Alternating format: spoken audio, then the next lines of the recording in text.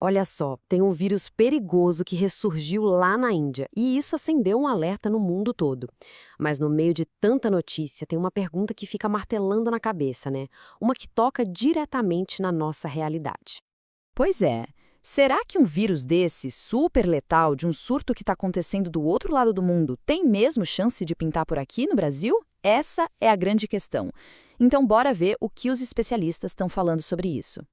E para a gente entender o tamanho da preocupação, é só dar uma olhada na ficha corrida do vírus Nipah. Pensa bem, ele é muito letal, não tem vacina, não tem tratamento específico e já está causando quarentena na Índia. É um pacote completo que, claro, deixa todo mundo de orelha em pé. Traz umas lembranças de um passado bem recente, né? Ok, com um perfil assustador desses, a pergunta que não quer calar é: e pra gente aqui no Brasil? Qual é o risco de verdade? A boa notícia é que os especialistas já têm uma resposta para isso. E a resposta, para nosso alívio, é baixo. É isso mesmo, o risco é considerado baixo.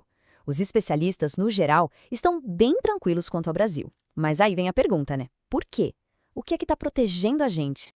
O Benedito Fonseca, que é professor de infectologia lá da USP, resumiu a história toda muito bem. Ele disse o seguinte, abre aspas, as chances de ouvir os Nipah se espalhar pelo planeta e causar uma nova pandemia são pequenas.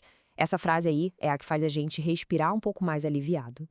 Mas tá, de onde vem toda essa confiança? Por que os especialistas não estão desesperados, suando todos os alarmes?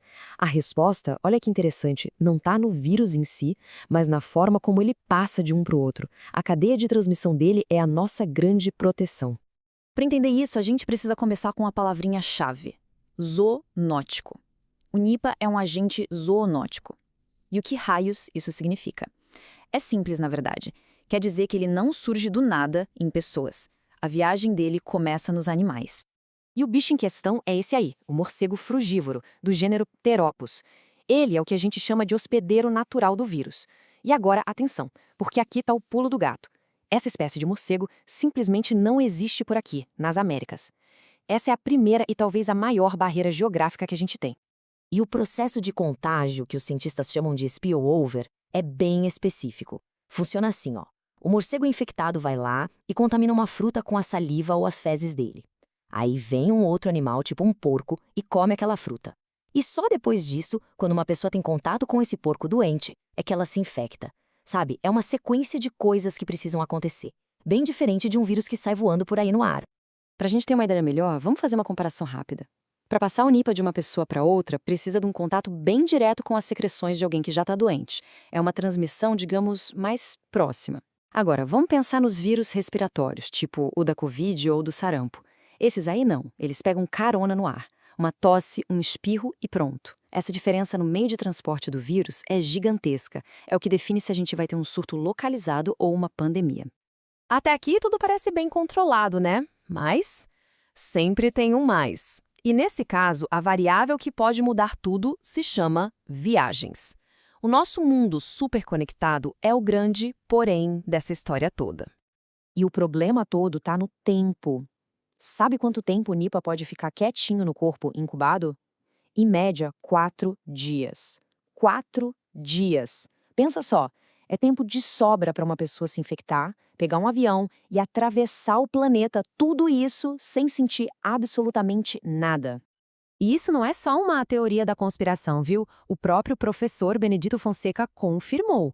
Ele disse que, sim, é possível que uma pessoa se infecte na Ásia e venha para o Brasil e desenvolva a doença. E, claro, uma vez aqui, essa pessoa poderia começar a passar o vírus para outras. A chance, ele faz questão de dizer, é pequena. Mas não é zero. Beleza, já entendemos qual é o risco para o Brasil.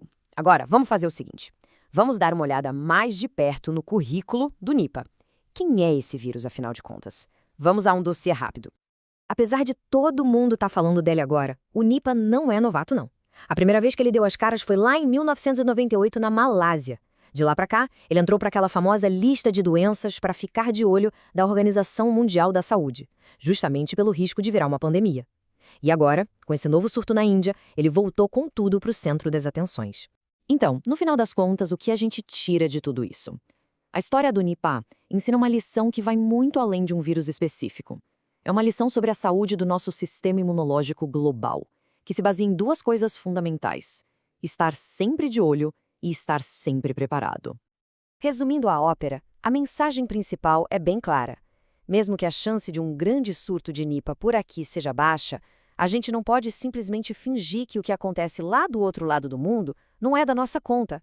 Num planeta como o nosso, todo conectado, vigiar as doenças lá na origem não é uma escolha, é uma obrigação. E é nesse ponto que a conversa fica séria e começa a olhar para o futuro. Porque a lição aqui vale para tudo. Num mundo onde se atravessa o planeta em questão de horas, uma ameaça que surge num cantinho qualquer pode, num piscar de olhos, virar uma ameaça para todo mundo. Então a questão nunca foi só sobre o Nipah, né? É sobre o que vem pela frente. Será que a gente está mesmo preparado para o próximo?